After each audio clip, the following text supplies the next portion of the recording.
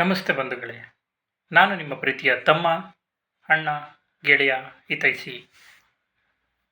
ಇವತ್ತಿನ ಈ ಒಂದು ವಿಡಿಯೋವನ್ನು ಮಾಡೋ ಉದ್ದೇಶ ಏನಪ್ಪ ಅಂದರೆ, ನಿನ್ನೆ ಅಂದರೆ ಸೋಮವಾರ ರಾತ್ರಿ ನಾನು ನ್ಯೂಸ್ ಚಾನೆಲ್ಗಳಲ್ಲಿ ನೋಡಿದೆ.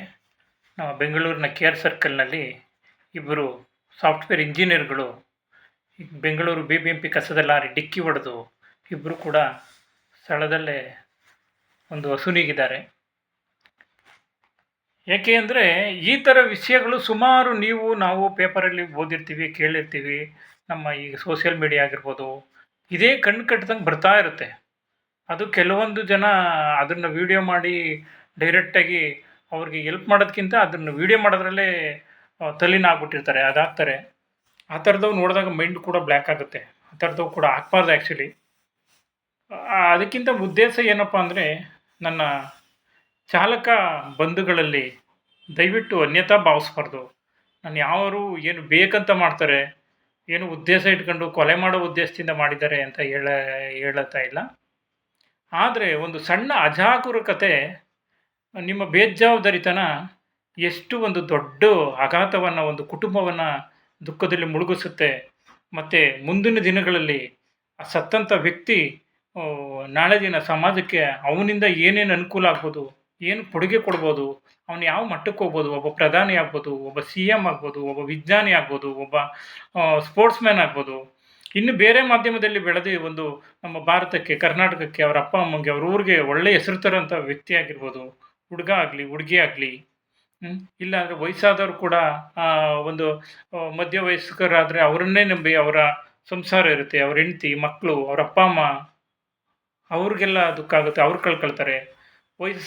ವಯಸ್ಸಾಗಿರೋರಾಗಿದ್ದರೆ ಅವ್ರಿಗೂ ಕೂಡ ಮಕ್ಕಳು, ಮೊಮ್ಮಕ್ಕಳು ಇವರೆಲ್ಲ ಒಂದು ಅವ್ರಿಗೂ ಕೂಡ ಅನ್ಯಾಯ ಆಗುತ್ತೆ.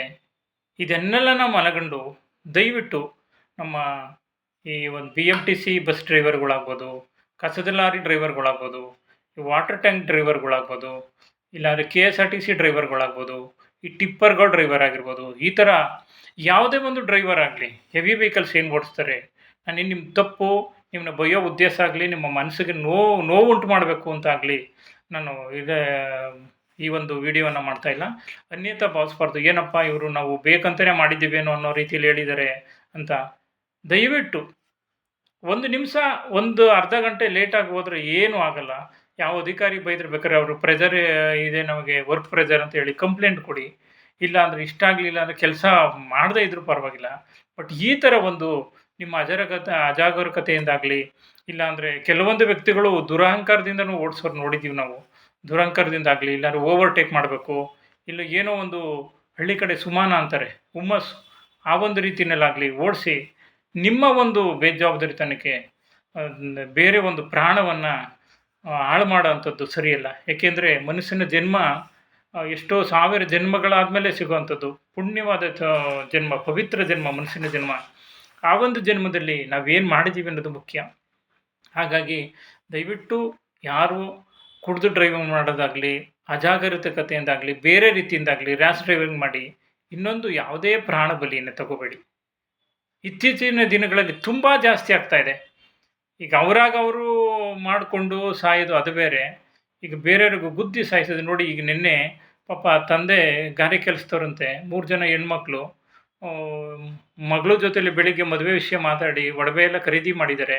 ಅವ್ರು ಆಸೆ ಇಟ್ಕೊಂಡಿರ್ತಾರೆ, ನನ್ನ ಮಗಳಿಗೆ ಮದುವೆ ಮಾಡಬೇಕು, ಒಳ್ಳೆ ಸಂಬಂಧ ಹುಡುಕಬೇಕು, ಒಳ್ಳೆ ಅಳಿನ ನಾವು ನೋಡಬೇಕು, ಅವರು ಮೊಮ್ಮಕ್ಕಳಾಯ್ತಾರೆ, ಹಾಗೆ ಹೀಗೆ ಅವ್ರನ್ನ ಡಾಕ್ಟ್ರ್ ಮಾಡಬೇಕು, ಇಂಜಿನಿಯರ್ ಮಾಡಬೇಕು, ಮತ್ತೊಂದು ಮಾಡಬೇಕು, ಈ ಥರ ಎಲ್ಲ ಕನಸುಗಳನ್ನು ಹೊತ್ಕೊಂಡಿರ್ತಾರೆ. ಆ ಎಲ್ಲ ಕನಸುಗಳಿಗೆ ನೀವು ನೀರೆರ್ತಂಗಾಗುತ್ತೆ. ಮತ್ತು ಅವರು ಅಯ್ಯೋ ಅನ್ನೋ ಪಾಪ ನಿಮಗೆ ತಟ್ಟುತ್ತೆ. ನೀವಿವತ್ತು ಕಾನೂನಿಂದ ಬಚಾವಾಗ್ಬೋದು. ಏನಪ್ಪ ಇವತ್ತೊಂದು ಆಕ್ಸಿಡೆಂಟ್ ಮಾಡಿಬಿಟ್ರೆ ಏನಾಗ್ಬಿಡುತ್ತೆ ಅಮ್ಮಮ್ಮ, ಏನು ಹೋಗಿ ಒಂದು 3 ತಿಂಗಳು 6 ತಿಂಗಳು ಅಯ್ಯೋ ಬೇಲ್ ಮೇಲೆ ಬರ್ತೀನಿ, ಅದು ಮುಖ್ಯ ಅಲ್ಲ. ನಿಮ್ಮ ಆತ್ಮಕ್ಕೆ ದ್ರೋಹ ಮಾಡ್ಕೊಂಡಂಗೆ ಆಗುತ್ತೆ. ಆ ವ್ಯಕ್ತಿ ಏನು ಅವ್ರ ಕುಟುಂಬ ಆಕ್ರಂದ ಏನು ಬಡ್ಕೊಳ್ತಾರೆ, ಏನು ಶಾಪ ಆಗ್ತಾರೆ, ಅದೆಲ್ಲ ನಿಮಗೆ ತಟ್ಟುತ್ತೆ. ಇದೆಲ್ಲನೂ ಮನಗಂಡು ಒಂದು 10 ನಿಮಿಷ ಲೇಟ್ ಆದರೂ ಪರವಾಗಿಲ್ಲ, 5 ನಿಮಿಷ ಲೇಟ್ ಆದರೂ ಪರವಾಗಿಲ್ಲ, ಆದಷ್ಟು ನಾವು ಜಾಗೃತಿಯಾಗಿ ಡ್ರೈವಿಂಗ್ ಮಾಡೋಣ ಅಂತ ಒಂದು ಮನೋಭಾವನೆಯಿಂದ ಓಡಿಸಿದ್ರೆ ಯಾರಿಗೂ ಅನಾಹುತ ಆಗಲ್ಲ ಅಂತ ಹೇಳ್ಕೊಳ್ತೀನಿ. ಮತ್ತು ಈಗಿನ ಕಾಲದ ಯುವಕರು ಕೂಡ ಅಷ್ಟೇ ತುಂಬ ರ್ಯಾಶ್ ಡ್ರೈವರ್ ಮಾಡ್ತಾರೆ. ನಿಮ್ಮನ್ನು ನಂಬ್ಕೊಂಡು ನಿಮ್ಮ ತಂದೆ ತಾಯಿ ಪಾಪ ಇವತ್ತು ನಿಮಗೆ ಬೈಕ್ ತಗೊಟ್ಟಿರ್ತಾರೆ. ಅವ್ರು ಅಲ್ಲೆಲ್ಲೋ ಗಾರ್ಮೆಂಟ್ಸಲ್ಲಿ ಓಡಿಸ್ತಾ ಇರ್ತಾರೆ. ಆಟೋ ಓಡಿಸ್ತಾ ಇರ್ತಾರೆ. ಗಾರ್ಮೆಂಟ್ಸಲ್ಲಿ ದುಡಿತಾ ಇರ್ತಾರೆ. ಮತ್ತೊಂದು ಕೆಲಸ ಮಾಡ್ತಾ ಇರ್ತಾರೆ. ನನ್ನ ಕಷ್ಟ ನನ್ನ ಮಗಂಗೆ ಬರಬಾರ್ದು ಅಂತ ಹೇಳಿ ನಿಮಗೊಂದು ಒಳ್ಳೆ ಬೈಕ್ ಕೊಡಿಸಿರ್ತಾರೆ. ನನ್ನ ಮಗನ ಆಸೆ ನೆರವೇರಿಸೋಣ ಅಂತ. ನೀವು ಅದ್ರ ಏನು ಪರಿಮಿತಿ ಅದ್ರ ಅರಿವೇ ಇಲ್ಲದೆ ನಿಮಗೆ ಇಷ್ಟ ಬಂದಂಗೆ ಗಾಡಿ ಓಡಿಸಿ ನಿಮ್ಮ ಪ್ರಾಣ ಹಾನಿ ಆದರೆ ಅವ್ರ ಕ್ಲಾಸ್. ದಯವಿಟ್ಟು ಅತಿ ವೇಗದ ಚಾಲನೆಯಿಂದ ಏನೂ ಉಪಯೋಗ ಇಲ್ಲ. ಮೈನಸ್ಸೇ ಹೊರತು ಪ್ಲಸ್ ಪಾಯಿಂಟ್ ಏನೂ ಇಲ್ಲ. ಹಾಗಾಗಿ ನಿನ್ನೆ ಒಂದು ನಡೆದ ಘಟನೆಯಲ್ಲಿ ತುಂಬ ಬೇಜಾರಾಗಿದೆ. ಈ ಥರ ಸುಮಾರು ಘಟನೆಗಳಾಗಿದೆ. ನಿಮಗೂ ಗೊತ್ತಿರೋದು, ಎಲ್ಲರಿಗೂ ಗೊತ್ತಿರೋಂಥದ್ದೇ. ಸುಮಾರು ಜೀವಗಳು ಹಾರೋಗಿದೆ. ಆದಷ್ಟು ಜಾಗ್ರತೆಯಿಂದ, ಎಚ್ಚರಿಕೆಯಿಂದ ಗಾಡಿ ಓಡಿಸಿ, ಇನ್ನೊಬ್ಬರ ಪ್ರಾಣನ ಉಳಿಸಿ ಅಂತ ಕೇಳ್ಕೊಳ್ತಾ ಈ ಒಂದು ನನ್ನ ಮಾತನ್ನು ಮುಗಿಸ್ತೀನಿ. ಯಾರು ದಯವಿಟ್ಟು ಅನ್ಯಥಾ ಭಾವಿಸಬಾರ್ದು. ಈ ಶುಭ ಸಂಜೆ ಒಂದಿಗೆ ನಿಮ್ಮ ಮಹೇಶ್.